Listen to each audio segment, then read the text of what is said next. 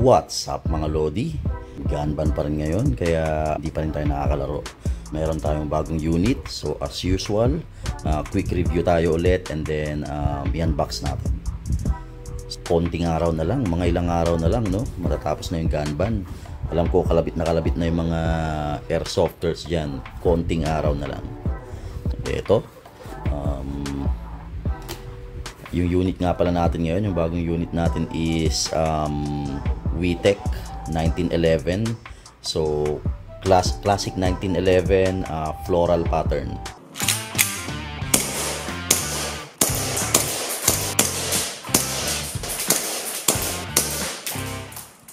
So yan, kung makikita nyo, meron siyang design. So may mga kaartehan.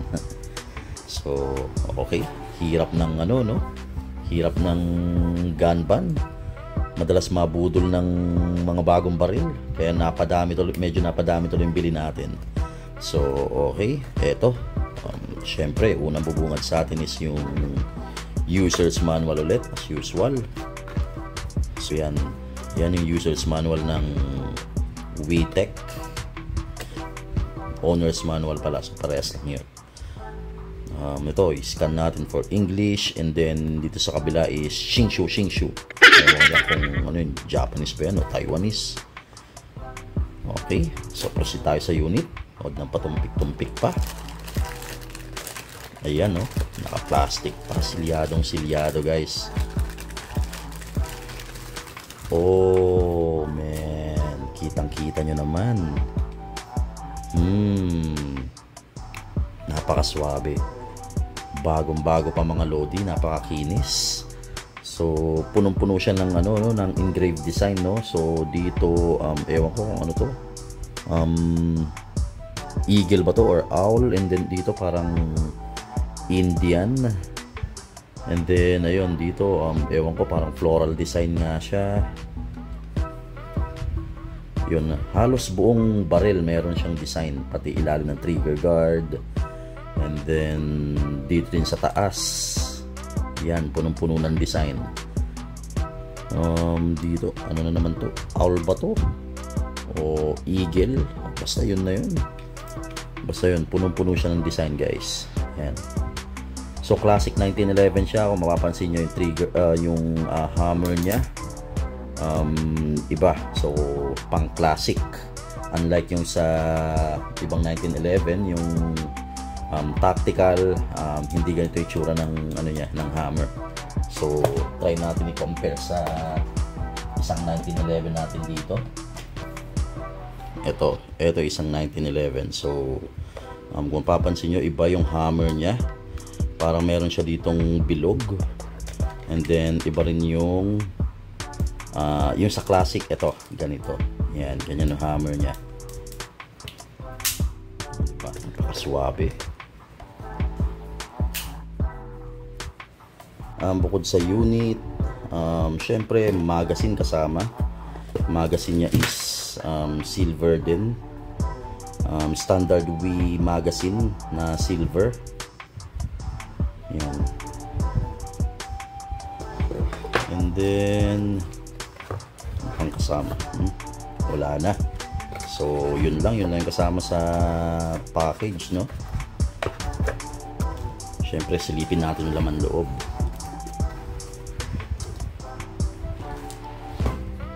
Alisin na nga natin tong sticker na to.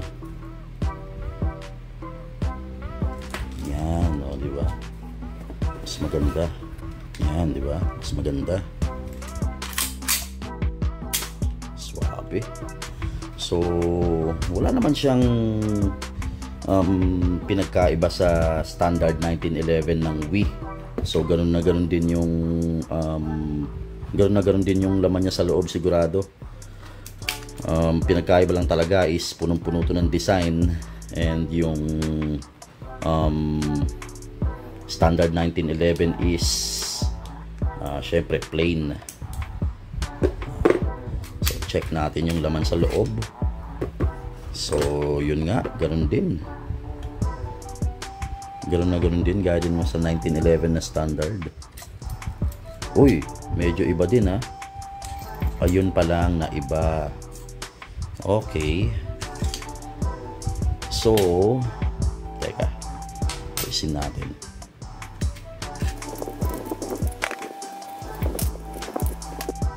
Yun. Ito pa lang na iba sa loob. So, yung standard 1911 kasi, mga Unico Assist 1911. So, alam na alam ko talaga yung laman niya. Dito, wala siya ditong parang hook. Ayan, oh. Nakikita nyo yan. Yan. Walang ganyan yung mga 1911 na Wii.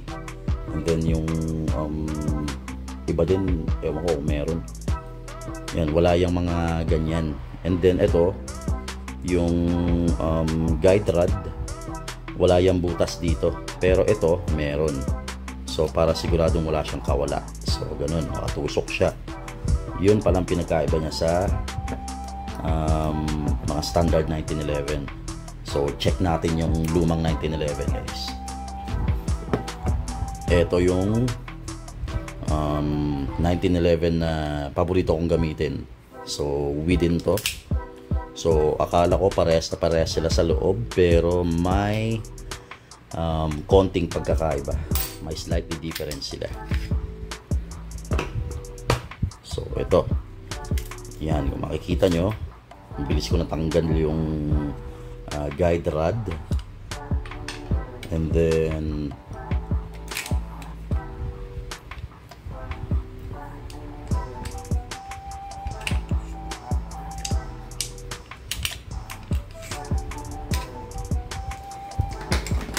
yan. So ito yung guide rod ng standard 1911 na Wii. So wala siyang butas. And then yung sa floral naman, floral pattern is meron. Yan ang pinagkaiba. Sa size, magka-size lang naman sila. Yan o.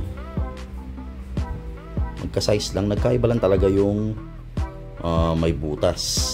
And then dito sa blowback housing, syempre since may butas yung sa floral design, meron siyang tusukan. Yan. Unlike dito sa standard, saan na yun? Eto. Dito sa standard, wala. Diba? Wala siyang tusukan. So, ganyan lang talaga siya, nakaganyan. So, medyo wobbly siya. So, nararamdaman ko ngayon sa sa mga 1911 ko tuwing ginagamit ko sa war game. So, medyo wobbly siya. Meron siyang play. Unlike dito sa floral design, floral pattern, wala siya ganong play. Kaya naman pala kasi iba yung medyo na iba yung na enhance na yung blowback housing and guide rod. So connected na talaga sila. And then dito naman sa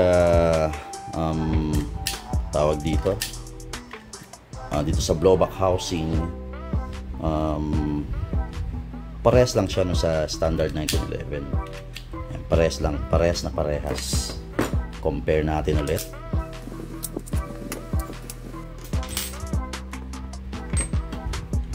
Yan, parehas na parehas siya. Pero ito kasi sa itim, kaya siya kulay pula.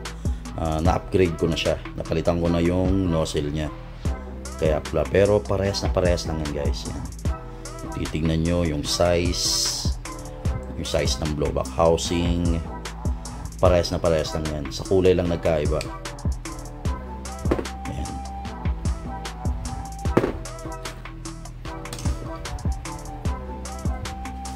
And then sa magazine, yun nga, standard din siya. Ganun na ganun din yung itsura niya sa sa Wii. Syempre parehas lang naman silang Wii. So, shoot din to sa mga standard. So, gaya nito. Oh, diba? Pasok na pasok din siya. Since walang bala, syempre slide lock. Yan. Pasok na pasok din, guys. So, okay. FPS test na tayo. Hindi tayong patumpik-tumpik pa. Syempre, bubuuhin muna natin na.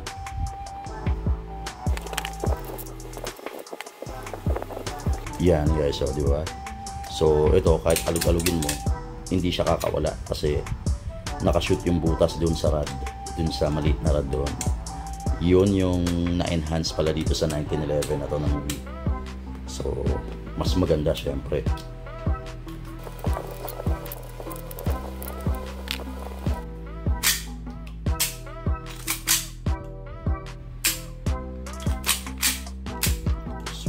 Suabe. Yan, kung ano nyo, ito, oh, wala siya ganong play, di ba? Hindi siya ganun kaalog. Hindi gaya nito, itong isa, itong standard edition, di ba? Naririnig nyo, di ba? Ang lakas ng play. Ito, meron pero konti lang. Yun siguro yung naitulong nung enhanced na guide rod tsaka ng pop-up chamber, kasi meron siyang mini rod, so magkakabit sila talaga. So okay, FPS test. Syempre gamitin natin bala is 2.0.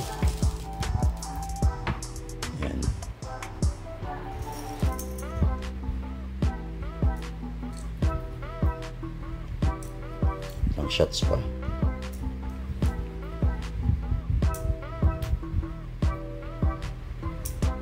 Yan, 5 shots. Lagyan natin ng 5 shots. Syempre, lagyan muna natin ng gas. Ginagamit ko is yun pa rin, Puff Dino na black. So 12 lang to.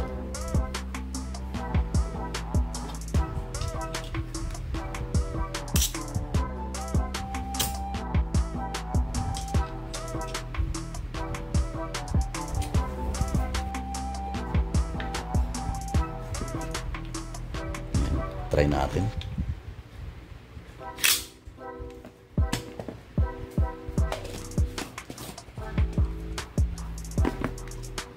Okay, testing. Saan na ba yung chrono natin?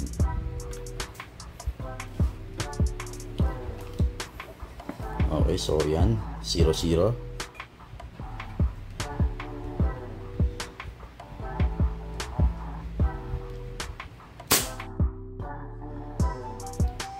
.366.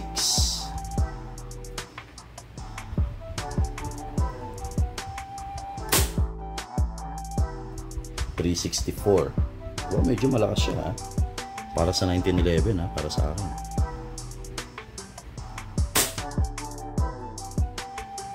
.362.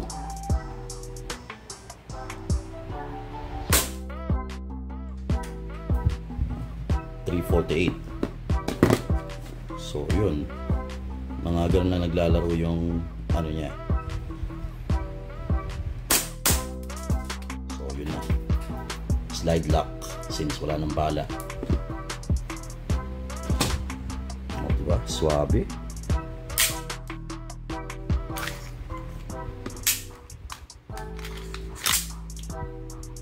So pinakaunang reading is 366, naging 364, naging 362, and then 348 na yung sumunod.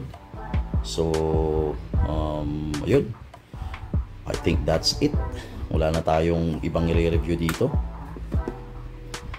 Slide lock gumagana, and then yun, everything's good.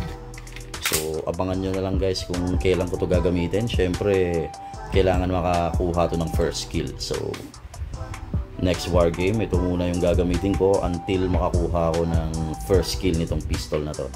Hanggat hindi ako nakakuha, ito yung gagamitin ko. So yun guys, so since gun ban pa rin, ulitin ko guys, be responsible airsoft owner. So malapit naman na matapos yung gun ban, tiisin na natin guys, konti na lang, makakalabit na tayo ulit. Alam ko kalabit na rin kayo. So okay, yun lang. Thank you guys for watching, and see you guys in Battlefield.